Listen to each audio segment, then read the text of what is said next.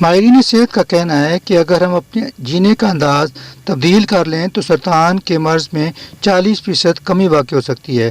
درج ذیل 5 محرکات ایسے ہیں جن پر توجہ دے کر سرطان کے مرض پر خاصی حد تک قابو پایا جا سکتا ہے۔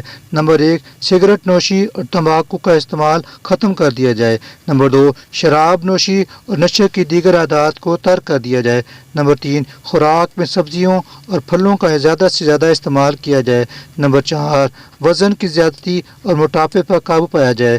نمبر 5، غیر فعالیت کو ترک کر کے باقاعدہ ورزش کا آغاز کیا جائے۔ عام ترین بات یہ ہے کہ بحیثیت مسلمان ہمیں اسلامی اصولوں کے مطابق زندگی گزارنی چاہیے، اپنے رویوں اور معاملات میں اعتدال کا راستہ اختیار کرنا چاہیے، اس سے اشتعال، حسد، بغض، کینے اور دیگر منفی جذبات سے گریز کیا جائے۔ صرف تکالیف میں نہیں، ہر حال میں اللہ تعالیٰ سے رجوع کیا جائے، باقاعدگی سے مطالعہ قرآن اور نماز کا اہتمام کیا جائے۔